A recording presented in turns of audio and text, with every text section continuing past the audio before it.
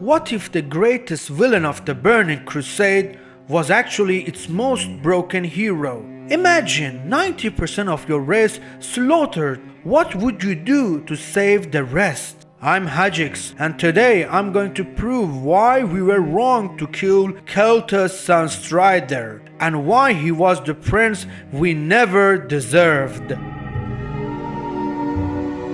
Kael'thas was a prince who didn't want to be a king. Unlike many princes who thirst for power, Kael'thas had no interest in the throne of Quel'Thalas. He had spent many years in the human city of Dalaran. He was so wise and intelligent that he became a member of Council of Six, the ruling council of the Kirintor. This is the highest rank a mage can achieve. His father, an Astarian Sunstrider, was a traditional an isolationist king who didn't like humans, but Kael'thas, unlike his father, believed that elves and humans should be united. He strove for years to maintain this alliance. In Dalaran, Kael'thas fell in love with a mage named Jaina Proudmoore. Jaina was Antonidas' apprentice and very talented, but there was a problem: the age gap. Kael'thas was thousands of years old and Jaina was a young girl, and when he realized that Jaina and Arthas Menethil, a human prince, had secretly entered a relationship, he suffered even more. Because of this, he would make snide remarks to Arthas, saying, "If I were you,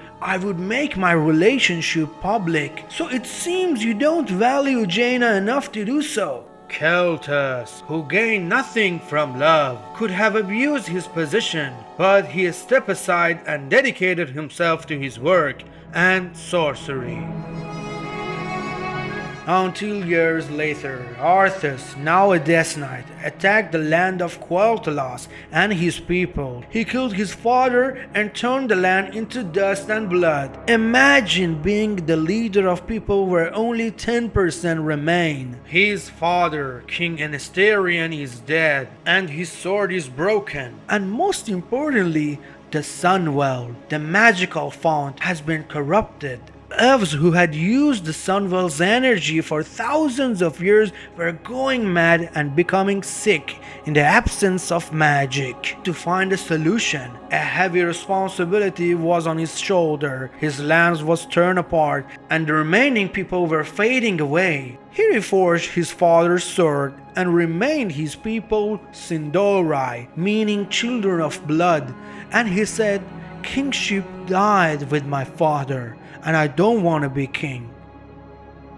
Kael'thas was now the leader of the people who had no home, no food, and worst of all, suffered from severe magic addiction. With 1,000 hopes and dreams, he went to his old allies, the Alliance. But the current leader of the Alliance was a dictatorial general named Garithos. Instead of welcoming them, Lord Garithos hated elves. He didn't see Kael'thas as a grieving prince, but as a parasite, a servant. He sent Kael'thas on a suicide mission to fight for humans, but didn't give him enough troops. Kael'thas was forced to face with undead alone. When Kael'thas was being crushed under the pressure and his soldiers were dying one by one, unexpected help arrived. Lady Vash and Naga, and right hand of the Illidan. When they won, instead of thanking him, Garithos humiliated him. The second time, Garithos again sent Kael'thas into the lion's mouth empty-handed, and again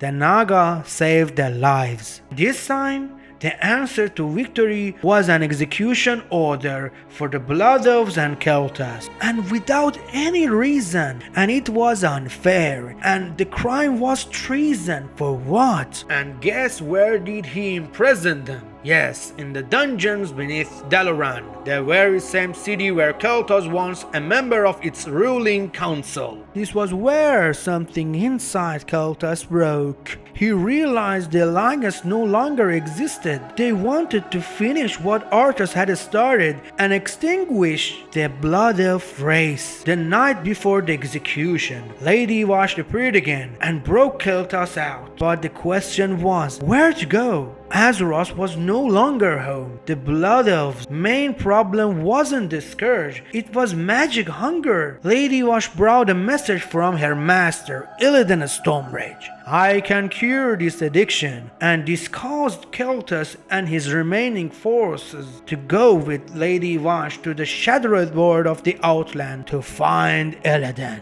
When he reached Illidan, he kneeled. This kneeling wasn't for power, it was for the plea of the leader who didn't want to see his people dying. He said, "My people will die if magic does not reach to them." Illidan Stormrage promised, "If you help me in this war against the Burning Legion, I will find a way to feed your people." Kael'thas accepted. He and his people fought loyally. They closed the Legion's portal, defeated Magtheridon, and conquered the Black Temple for Illidan. Kael'thas was a loyal soldier. He had pinned his hope on that promise. Of course, Illidan taught Kael'thas a way to siphon magic from different creatures, and his people were saved from certain deaths for the moment. But this wasn't a complete solution and had high risks. Alright, guys, before you understand the depths of Kael'thas' character even more, hit the subscribe button so we can reach 1000 subscribers faster. Thank you for the energy you give me on this journey.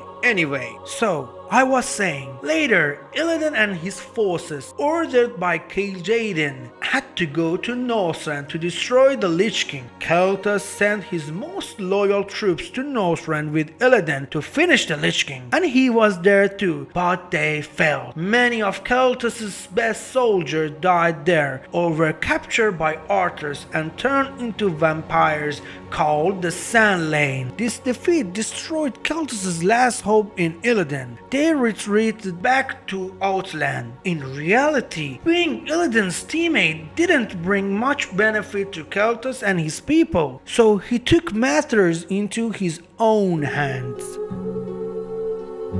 Years passed, and we entered the story of the Burning Crusade. Kael'thas was stationed in the Netherstorm's region. Players saw Kael'thas that had built a massive machine called Mana Forges. These machines were ripping apart the fabric of reality to extract raw cosmic energy. Many said, "Look, Kael'thas has gone crazy and is gathering power for himself." But the truth was something else that many didn't see. Kael'thas didn't want these massive energies for himself. He was collecting barrels of mana and sending them to Silvermoon in Azeroth. Why?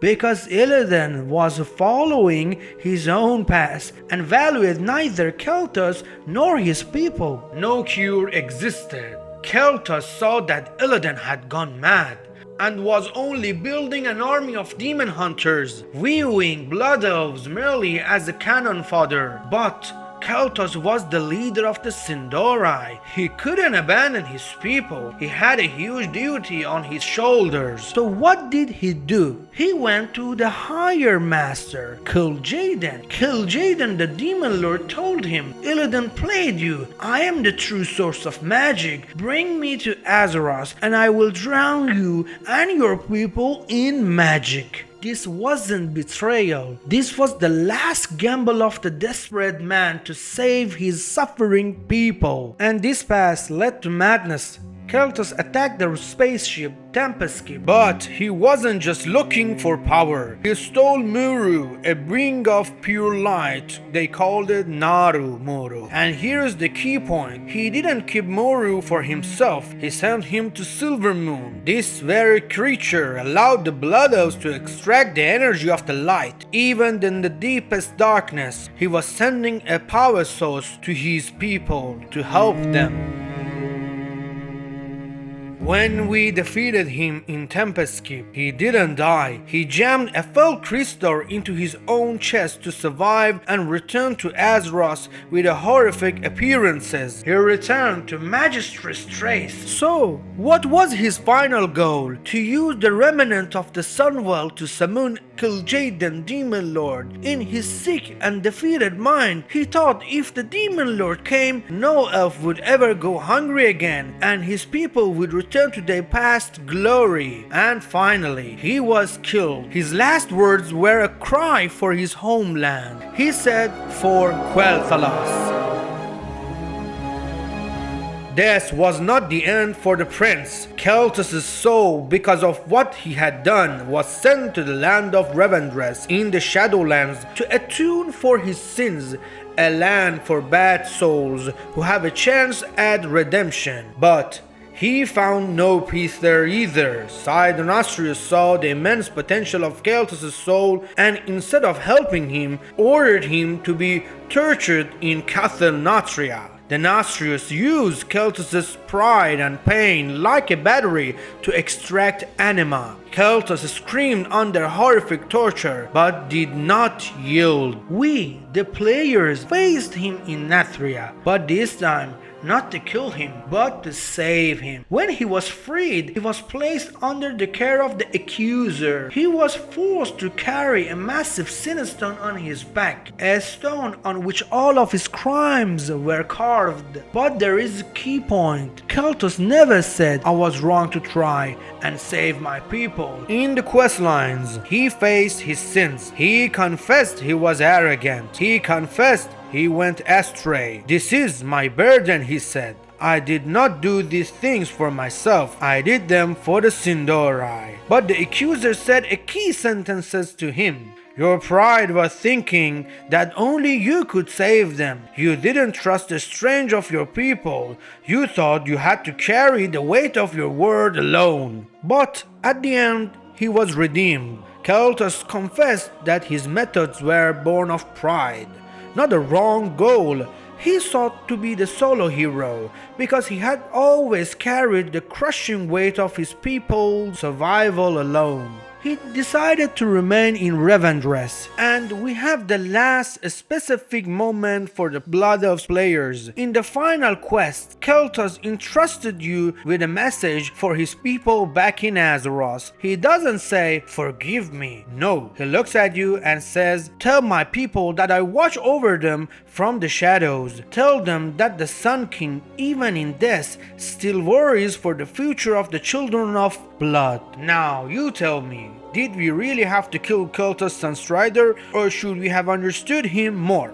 In my opinion, Kael'thas was a victim of Blizzard's writing on that time. He had the potential to be the greatest leader of the Horde. What do you think? Don't forget to like and subscribe. Thank you guys, and until the next video, peace out.